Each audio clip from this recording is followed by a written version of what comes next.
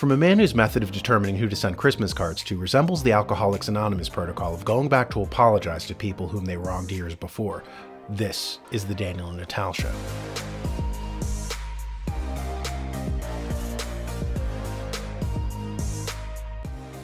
In the year 2000, of the top 100 economies in the world, 51 were corporations.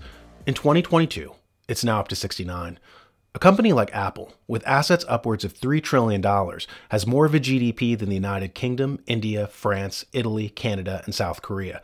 A company like BlackRock, which now controls $10 trillion in assets, is richer than every nation on Earth but two, the United States and China. What does this mean as corporations become richer and more powerful than nation-states?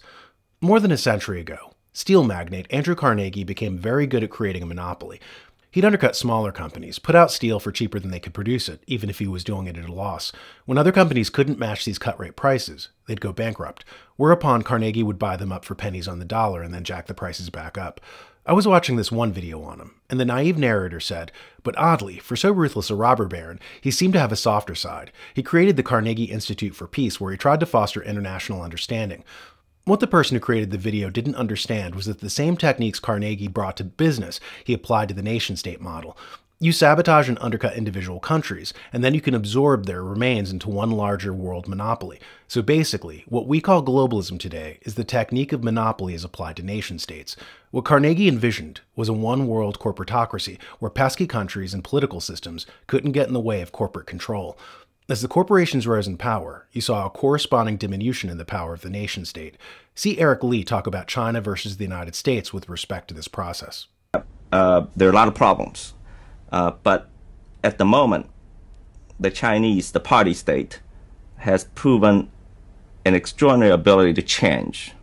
I mean, I make the joke, in America, you can change political parties, but you can't change the policies. In China, you cannot change the party, but you can change policies. So in the 65 or 66 years, China is being run by one single party, yet the political changes that have taken place in China in this past 66 years have been wider and broader and greater than probably any other major country in modern memory. So in that time, China ceased to be communist. Is that what you're saying? Well, China is a market economy, and it's a vibrant market economy, but it is not a capitalist country. Here's why.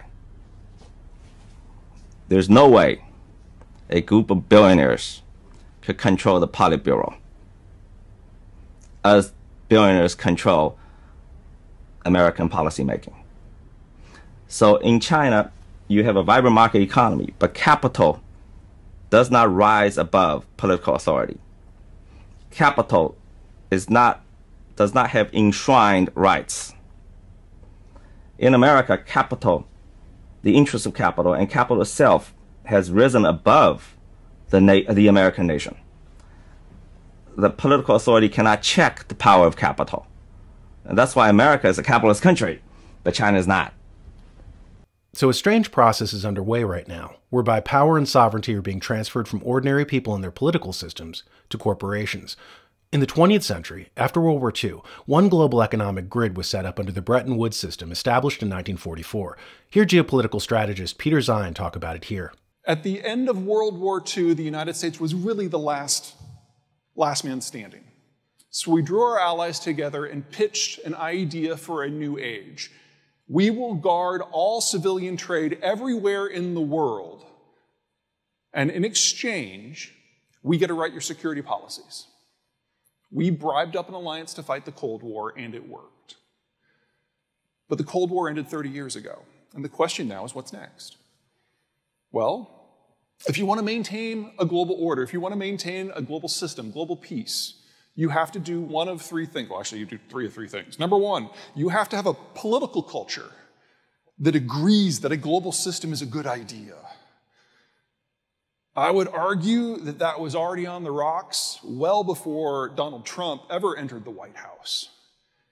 And with the events of January 6th, I would argue that our political culture needs time to heal, and that will take time. I mean, let's assume for just a second that Joe Biden is the guy, and he will be able to magically bring us all together and into a new age of American leadership. How long do you think that's going to take? Like an hour? 6 months?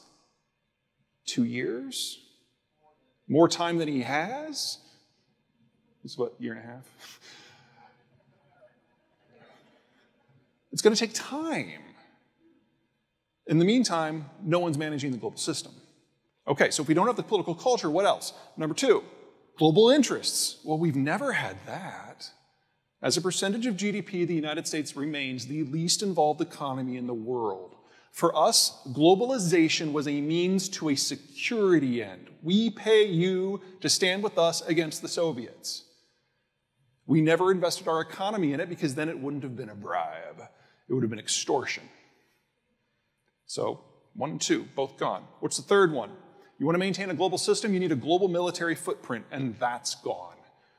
This is total US troop deployments around the world year by year. We now have fewer troops stationed around the world than at any time since the 1920s. Folks, it's over. And if you're betting on globalized exchange for anything in your life, you should be prepared to write it off. Here's the thing. The Bretton Woods trade network that a nation-state built at the end of World War II was what made globalization possible for corporations. They became dependent on it as sources for raw materials and cheap labor. As the United States starts to withdraw from it, a push is being made by the corporatocracy to keep it going, but under new management. Historian Peter Turchin says that one critical component of empire, what he calls a cooperation zone, is a unifying ideology. An ideology is the only thing that can overcome differences in race, language, heritage, and so forth. That's why you didn't really see the rise of big empires before the Axial Age, where the great world religions started. Of course, as Turchin points out, the unifying ideology doesn't have to be a religion. The Roman Empire, for instance, had Stoic philosophy. The point is that you need a unifying belief structure to make a cooperation zone possible. In the Bretton Woods period after World War II, it was Americanism, democracy. Places all around the world reacted to the soft power of the United States, like Iran having women in miniskirts or people in Albania buying rock and roll albums. You had countries all around the world trying to emulate America's political system. As the Bretton Woods system is starting to fall apart, the appeal of Americanism is going somewhat sour. The corporations who want to keep the global grid going to maintain their supply chains have so far faltered in their response to a unifying belief system. In the power vacuum created by the collapse of a belief in Americanism, the best that they came up with is what Larry Fink of BlackRock is calling ESG. We did a previous report on this. Conservatives love to joke about companies that virtue signal and lose money, like KFC with its tone-deaf BLM pandering, or Target losing $1 billion after adopting their position on transgender bathrooms. The cliche is, get woke, go broke. But this is exactly the opposite of why the largest corporations are doing this. In reality, they went broke, and then they got woke. Let me explain. In 2008, we experienced an economic catastrophe worse than the Great Depression due to subprime mortgages.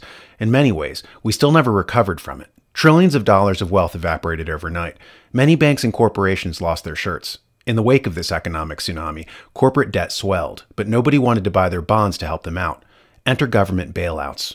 Ironically, the United States tapped a private sector individual named Larry Fink, the founder of BlackRock, to use money from the Treasury to buy back these toxic bonds to keep these businesses on life support.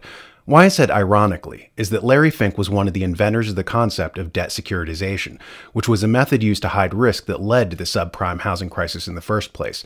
So basically, they hired the man who helped cause the meltdown to allay the damage from the aftermath, kind of like the fire department hiring the arsonist who caused the fire to put the fire out. At any rate, Larry Fink and BlackRock started to buy back these corporate bonds to give these flailing companies an infusion of cash to keep them on life support, but he attached strings. Any company that didn't go woke, he said, wouldn't get cash. Fink calls his woke program ESG. It stands for Environmental, Social, and Governance. It's a system by which companies reorganize themselves internally and reorient themselves towards supporting the woke ideology. See here.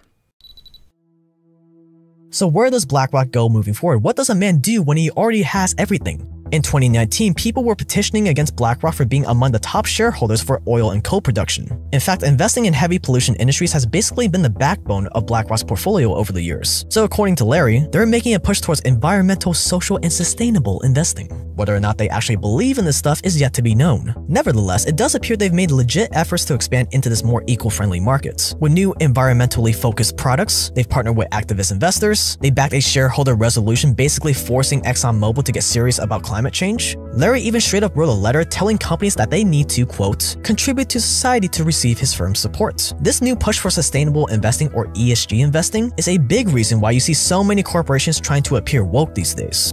If you want to invest in a company, they will, on their investor relations page, they'll show you their ESG score. ESG stands for environmental, social, corporate governance. And this is where the woke culture comes from. So they've created this kind of phony baloney rating system that says, well, if you, I'm exaggerating, but if you mention that you are, have a green agenda and you believe in carbon credits and you might trade some credits somewhere, then you get a higher score and therefore you're more investable. And it's very interesting to see how big investors like insurance company, institutional investors, they are steering away from anything that does not have the right ESG rating. And so in order to have investors continue to be interested in the stock, which is important for the company, for its perception, certainly for the officers of the company and the shareholders, you have to move this along continuously. And so it's very simple to see why doing a woke ad as Nike or as any other company, Pride Month is fantastic, because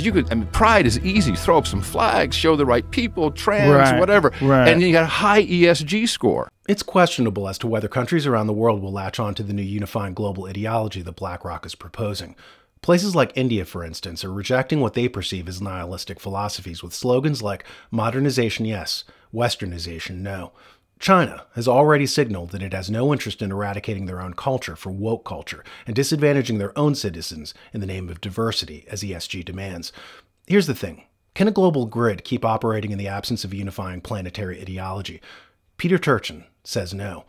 If the corporations had adopted ethics as their global ideology, it might have been workable. According to Cesar Hidalgo of the MIT Media Lab, they did an analysis of history's most famous people. With their computer program called Pantheon, they analyzed all books, manuscripts, and literary materials from across the globe from 4000 BC to the present. The top 3 most famous people were Jesus at number 3, Plato at number 2, and the top spot going to Aristotle. Leaving aside the divisive potential of religion, if the corporations wanted to promote an ideology that almost everyone around the world respects, they would have done better to advance the teachings of Aristotle and Plato. They would have been wise to promote ethics as unifying world culture. Instead, they went with ESG and woke culture. We'll soon find out if that'll be the magic bullet that BlackRock is banking on. Straight from the New American Magazine, the essential news source for freedom-loving Americans, we bring you Beyond the Cover, where influential contributors to the magazine's print edition join host Gary Benoit to discuss their articles, often offering important insights not found in the articles themselves. Head to thenewamerican.com to learn more.